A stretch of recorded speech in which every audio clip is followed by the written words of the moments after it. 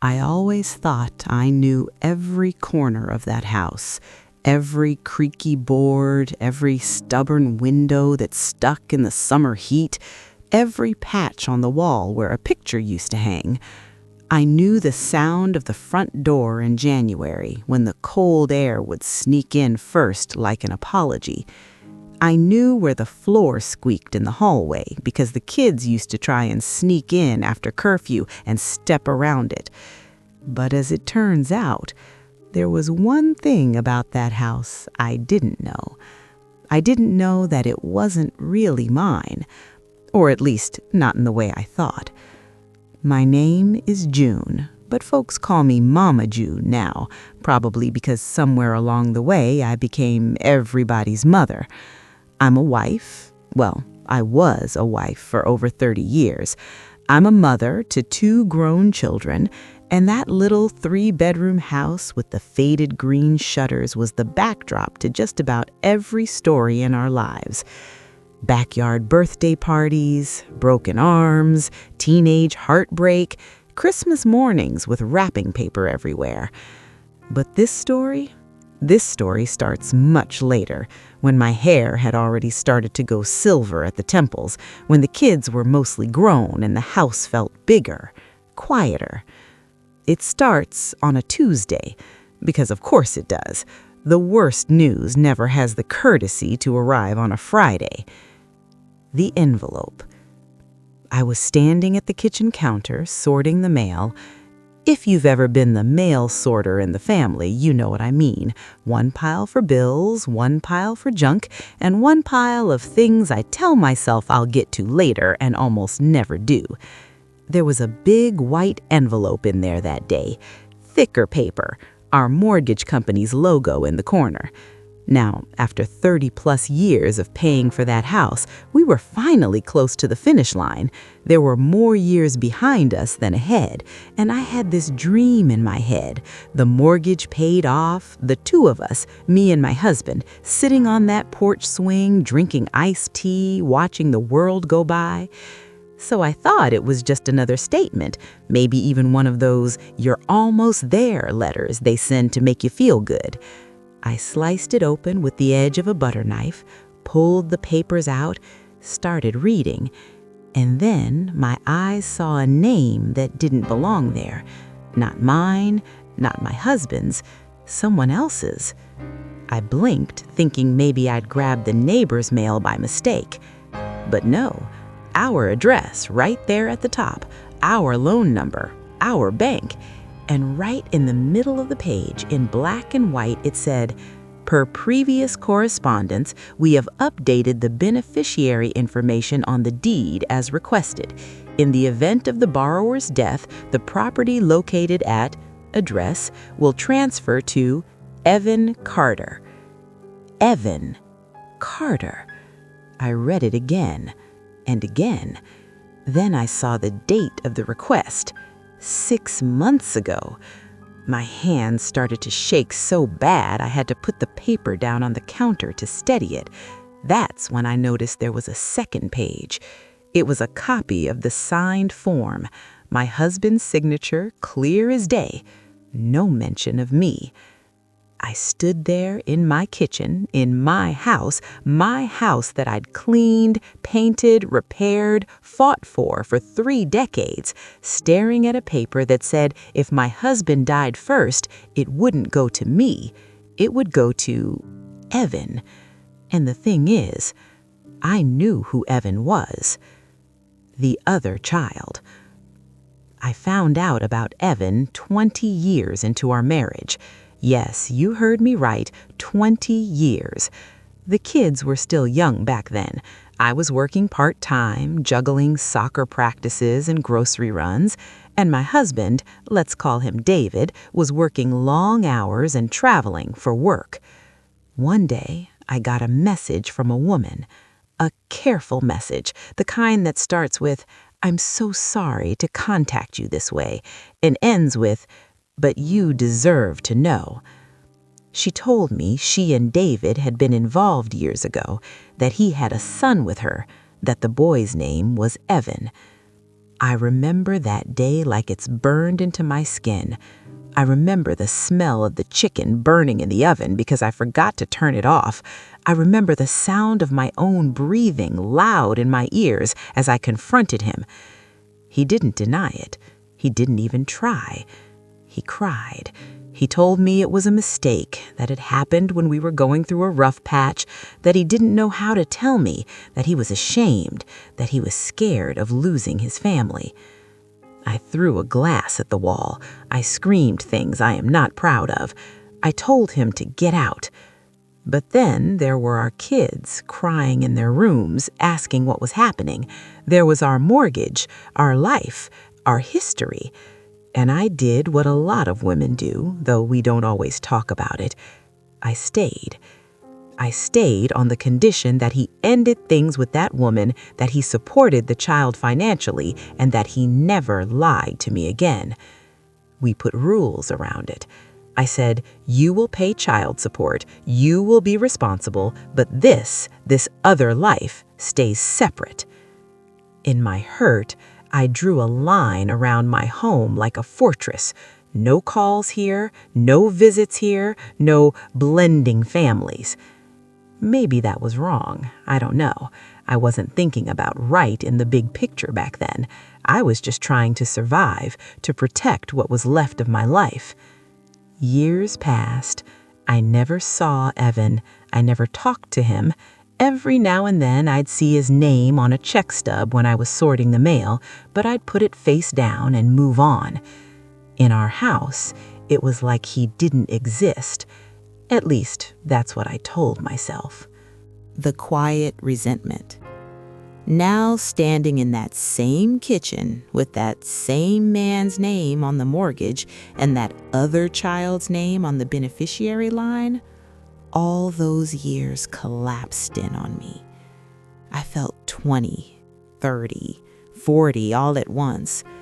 The young wife who believed, the betrayed woman who stayed, the older woman who thought the worst was behind her.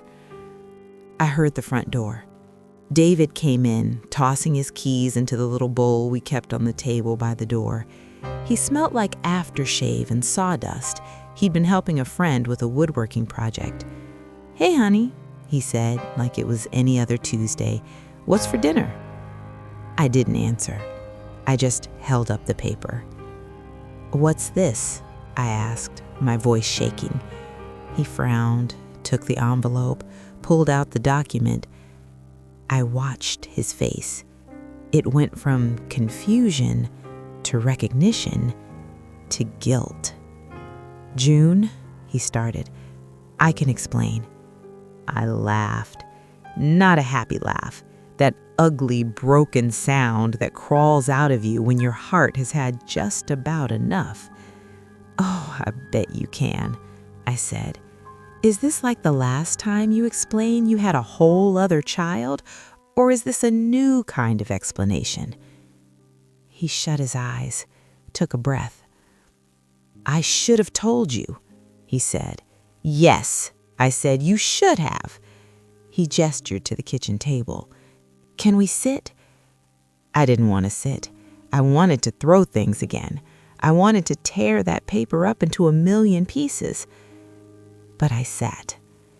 Maybe because part of me needed to hear how exactly he thought he could make this make sense. The promise. He sat across from me, hands clasped together. His knuckles were white. "When I found out about Evan," he started, "I did what you asked. I ended things with his mother. I paid support." "Don't you dare make this about how responsible you were," I snapped. "That's the bare minimum." He nodded, swallowed. "You're right. I'm not trying to get credit." He stared at his hands. "But over the years, I kept thinking about him, about my son out there." He looked up at me. "I know you didn't want him brought into our lives. I respected that. I tried to keep those worlds separate, but I still cared about him." The words stung, because there was a part of me, deep down, that knew he had to care. Any man with a heartbeat would. "What does that have to do with our house?" I asked. My voice got quiet, sharper than any shout. He hesitated. "Evan hasn't had it easy," he said. "His mom's had health issues. He dropped out of school for a while to work. He's been helping when he can, but when I met him for coffee a few months ago..." I sat up straighter. "You met him?" He winced. "Yes, off and on, over the years. I didn't tell you because I didn't want to hurt you again." I felt like the air had been sucked out of the room. For 20 years, there had been not just a secret child, but secret coffees, secret conversations, a secret relationship growing just outside the walls of my marriage. He kept talking. "That day," he said, "he looked tired, June, older than he should at his age. He said, 'I don't know if I'll ever have anything that's really mine.'" He looked up at me, eyes wet, and I told him one day this house might be his. There it was, a simple sentence that tore through 30 years like a tornado. "What did you say?" I whispered. "I told him," David said, "that when I'm gone, this house will be his, a place he can finally feel secure. I went to the bank. I changed the beneficiary. I meant to..." "You meant to what?" I snapped. "Tell me later? Tell me never? You meant to let me keep folding laundry in a house that's secretly promised to someone else." He flinched at that. I wanted to make it right for him." I laughed again, bitter. "And did it ever occur to you that in trying to make it right for him, you were making it all wrong for me, for our children?" Our children, the ones who grew up in that house, the ones who went to sleep under its roof believing this was their family home. "You could have talked to me," I said. "We could have figured something out together. But you took the one thing I thought was solid under my feet and you gave it away in secret." The argument. We fought. We fought loud and long and ugly. All the old wounds came back up like they'd just been waiting under the surface. The affair, the lies, the times I swallowed my pride to keep our family together. I said things like, "You always put your guilt above my stability. You get to be the hero to him, and I get to be the fool in my own life." He said things like, "I've been living with the shame of what I did for decades.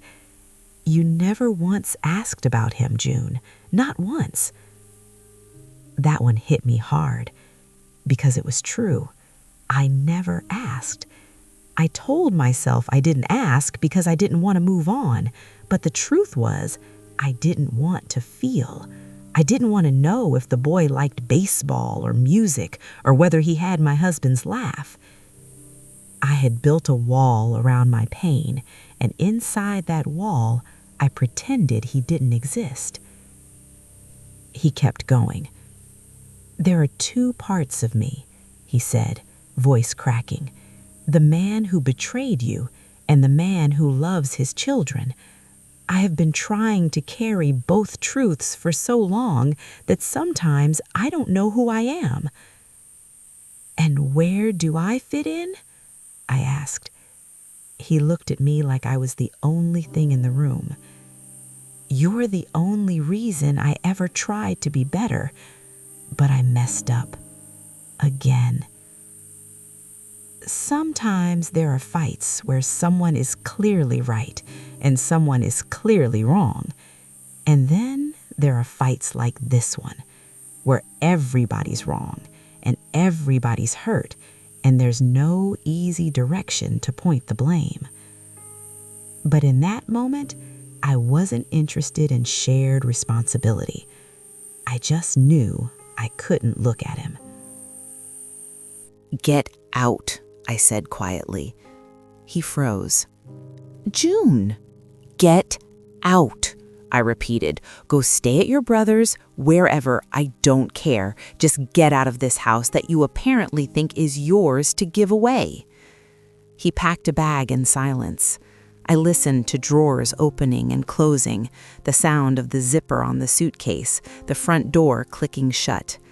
Then it was just me and the ticking kitchen clock, me and the paper on the table that made everything feel less real and more real all at once. Talking to the kids. Our kids are grown now. Our daughter, Lily, lives about 45 minutes away with her husband and 2 little ones. Our son, Mark, moved out of state for work, but we talk on the phone every Sunday. I didn't want to drag them into it right away. I wanted to protect them, like I always do. But that night, sitting alone in the house, the walls felt like they were closing in, so I called Lily. She answered, breathless.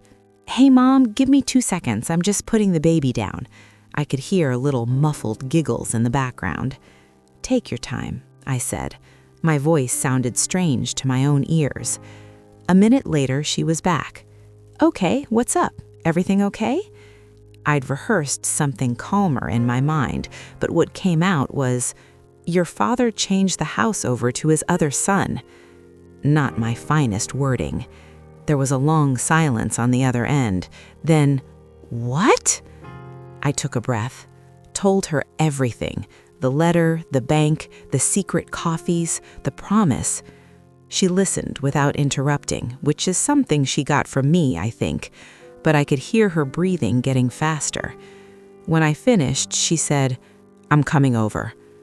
I told her not to, that it was late, that the kids needed her, that we could talk tomorrow. She said, "Either I'm coming now or I'm moving back in, your choice." She gets her dramatics from her father. An hour later, she was on my couch in sweatpants, hair pulled into a messy bun, eyes red from crying. "How could he do that?" she said. "To you, to us."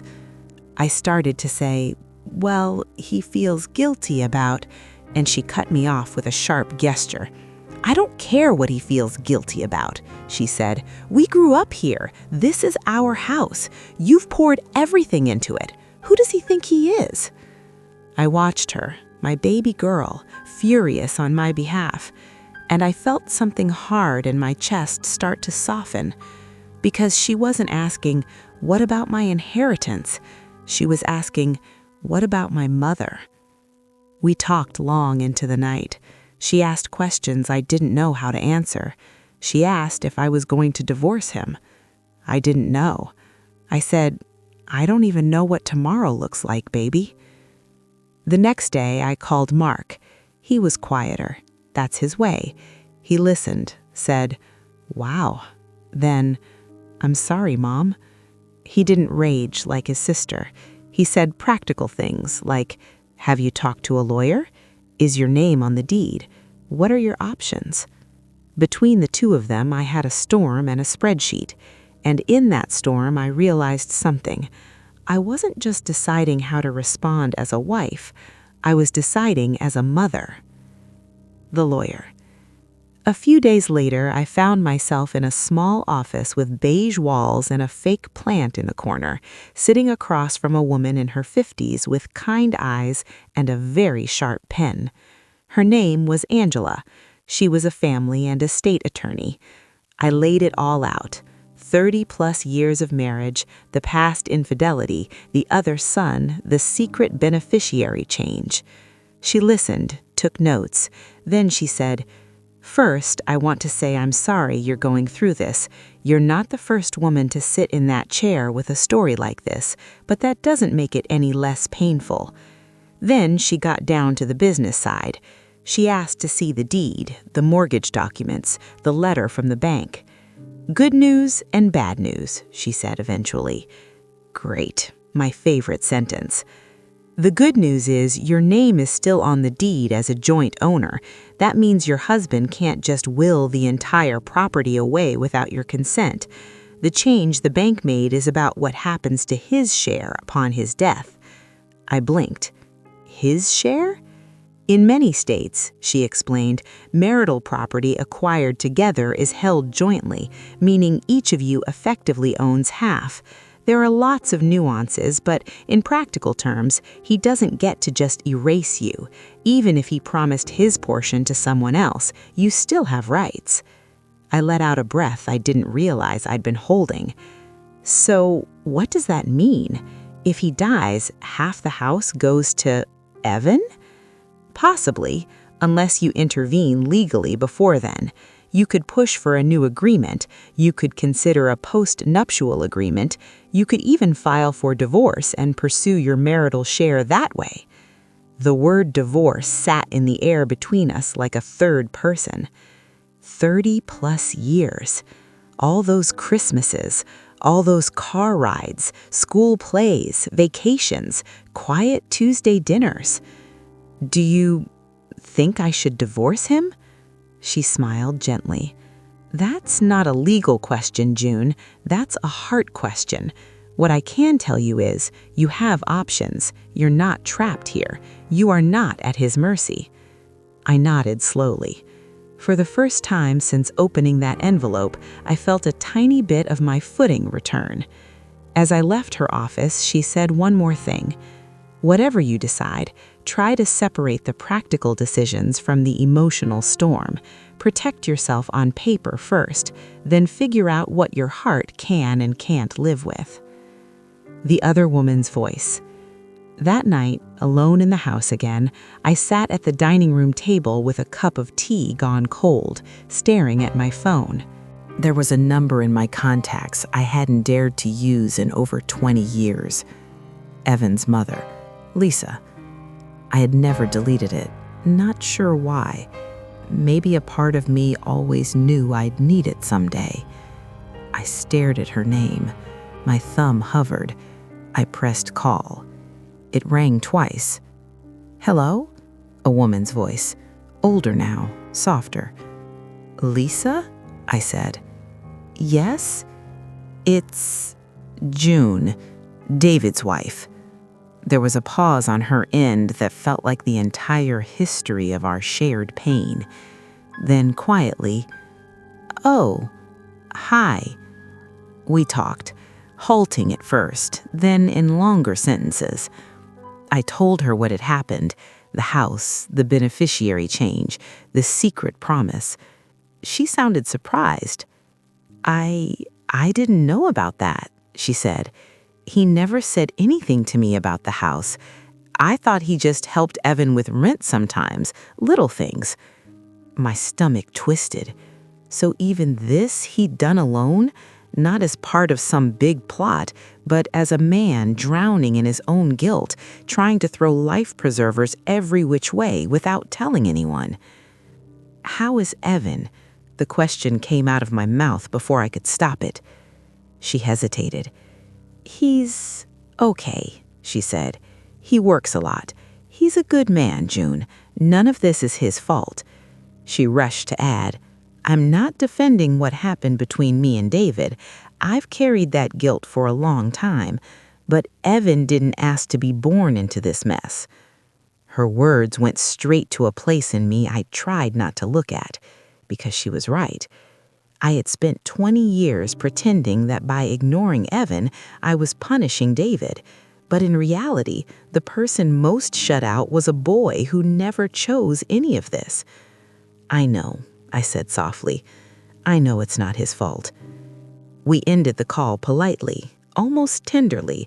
Two women on opposite sides of a wound neither of us asked for. When I hung up, I realized I wasn't just angry anymore. I was ashamed that it took a threat to my security for me to finally say his name with compassion.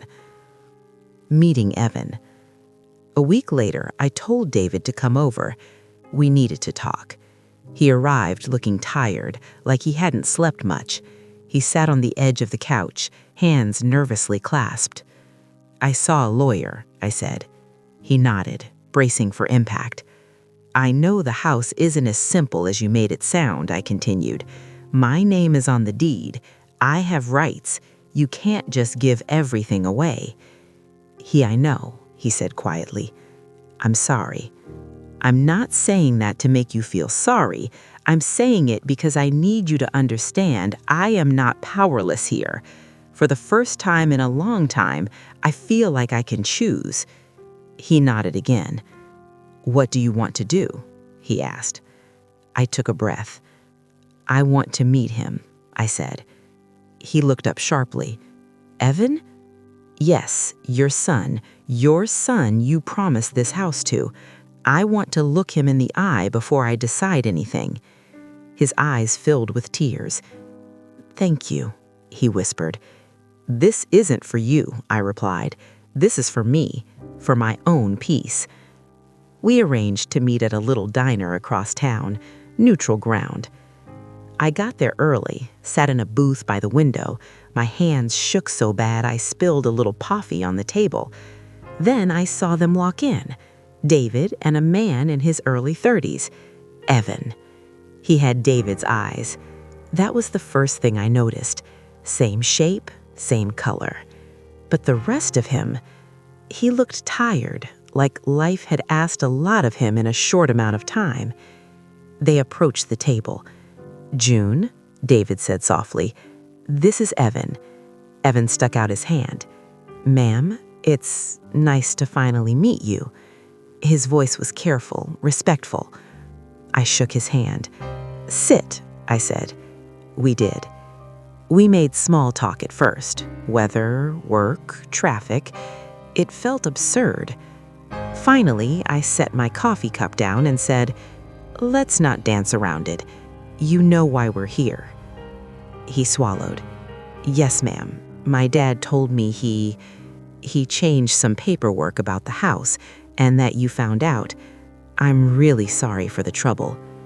I studied his face. There was no smugness there, no entitlement, just a man caught in a storm he didn't create. Did you ask him to do that? He shook his head quickly.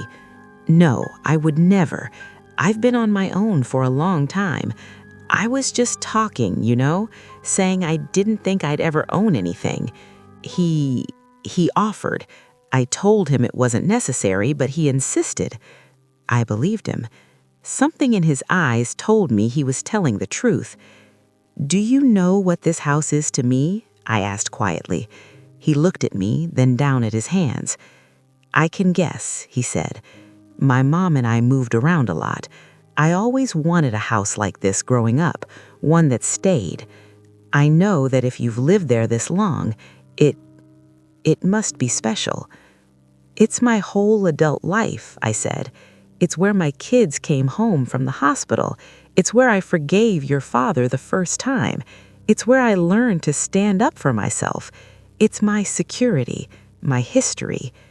He nodded, his eyes glistening. I understand. And you, I said, you're part of that history whether I wanted you to be or not. I should have acknowledged that a long time ago. He looked startled. You don't owe me anything, ma'am, he said quickly. I grew up knowing my situation was complicated. I never blamed you. Honestly, I blamed him more.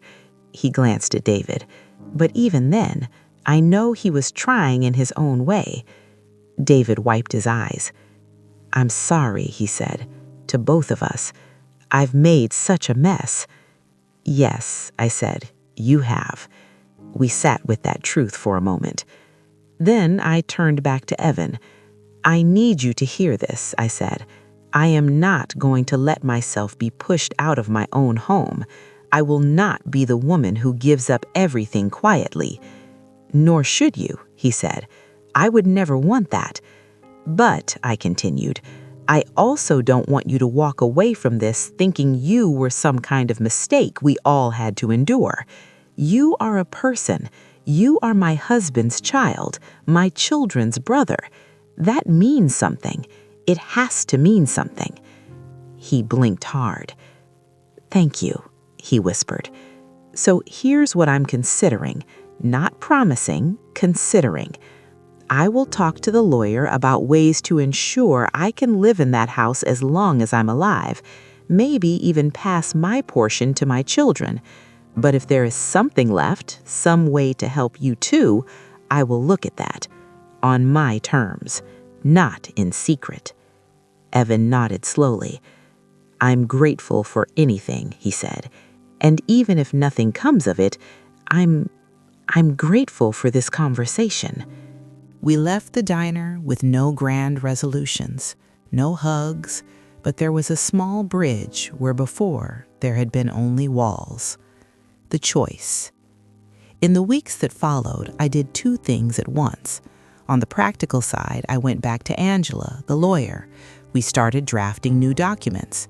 We worked on a revised deed with survivorship rights that made it clear I would retain full rights to live in the house for the rest of my life, no matter what. We discussed options for ensuring my children had a legal claim to my share. We put language in there that required my consent for any beneficiary changes to his portion. No more surprises in the mail. On the emotional side, I sat with the bigger question: do I stay? Do I leave? Some nights I'd sit alone on the back porch, listening to the crickets, staring at the outline of our old oak tree against the dark sky. I'd think about the young woman I had been when we bought this house, the one who painted the nursery yellow because we didn't know the baby's gender, the one who believed love would be enough to keep everything simple. I wanted to protect her, to say, "You deserved better, you still do." And yet, I couldn't ignore the man inside that house, the one who had shared my bed, my bills, my burdens, my jokes, my grief when his mother died, my pride when our kids grabbed their diplomas. He was not just the man who betrayed me, he was also the man who held me when I cried over my own father's passing, the man who worked double shifts so I could stay home with the kids when they were young. It is a strange thing to realize that someone can be both your safe place and your source of pain.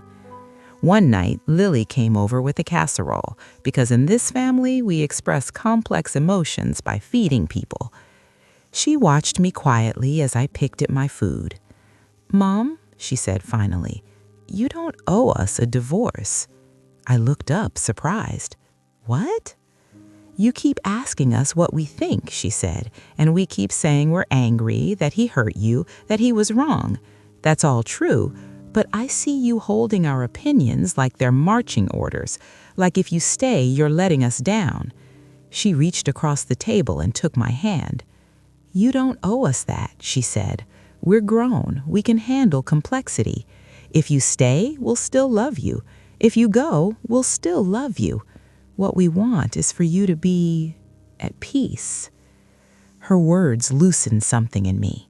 All this time, I thought being a good mother meant sacrificing what I felt to preserve some ideal of strength and moral clarity for my kids. But maybe being a good mother meant modeling something else. The courage to make a choice that fit my actual heart, not the version of my heart I thought they needed. Staying, but not the same. In the end, I decided to stay, but not like before. This wasn't the quiet staying I did 20 years ago, head down, trying to pretend the hurt would evaporate. This was a staying with eyes wide open, with documents signed, with boundaries drawn. I told David, if I stay, things change, on paper and in practice. No more secrets, no more quiet promises made in coffee shops that involve my roof, my future. He agreed. Not with grand speeches this time, but with actions. He signed every document Angela put in front of him. He sat with me and the kids as we explained what we were doing and why. We invited Evan to Thanksgiving that year. It was awkward. There were too many casseroles and not enough chairs. But when my grandson climbed onto Evan's lap and asked if he wanted to play cars, something in the room softened. I watched my family make room at the table, literally and figuratively, and I knew the house, the one I fought so hard to keep, was becoming something else. Not just a place where we lived out a single simple story, but a place big enough to hold contradictions, love and betrayal, resentment and grace. what the house means now. Sometimes when I walk down the hallway and my foot hits that same squeaky board, I think about how close I came to walking away. I think about the version of my life where I sell the house out of spite, split the assets, start over in a little apartment somewhere with neutral walls and no memories. There is a kind of freedom in that fantasy, but there is also a kind of loss, not just of a building, but of a story mid-sentence. I chose a different kind of freedom, the freedom to stay and insist on being seen, the freedom to say, "You hurt me and I am still here, and if you want the privilege of my presence, you will live in the light with me now." The house is still ours, legally, practically, emotionally. It is no longer a bargaining chip in someone's quiet guilt. Will some part of it eventually help Evan? Maybe. If I have a say in the matter, and now I do, then if there's enough to go around when I'm gone, I won't mind him having a piece of this story too. Because I have learned something I wish I had known sooner. Protecting yourself and extending grace are not opposites. You can set firm boundaries and still acknowledge someone else's humanity. I used to think love meant turning a blind eye, pretending not to hurt. Now I think love, the grown-up kind, means looking straight at the hurt and saying, "I'm not going to pretend this didn't happen, but I will decide what happens next." If you're listening to this and you've ever discovered a secret like this, a hidden will, a quiet promise, another life sitting just outside your own, I want you to hear me clearly. You are not foolish for trusting. You are not weak for staying, if you stay. You are not selfish for leaving, if you leave. You are allowed to protect your home, your future, your sense of self. You are allowed to insist that if someone wants a place in your life, they don't build it on a foundation of secrecy. My house has seen a lot. Laughter, tears, fights that rattled the windows, apologies that came too late, and others that came just in time. But when I stand on that front porch now, I don't feel like I'm standing on something promised away behind my back. I feel like I'm standing on something I claimed, with my voice, with my lawyer, with my courage. The shutters are still faded green. The floor still squeaks. The mortgage is paid off now. And when the evening light hits the living room just right, I see not just what we've been through, but what we've chosen. To stay, to tell the truth, to make room for complicated people in an imperfect world, without disappearing ourselves. This house was almost the symbol of my biggest betrayal. Now it's the symbol of the hardest thing I ever did. I stayed, on my terms. And I finally understood that the most important promise about this house was never the one my husband made in secret. It was the one I made to myself, to never again hand over the keys to my life without reading every line of the agreement.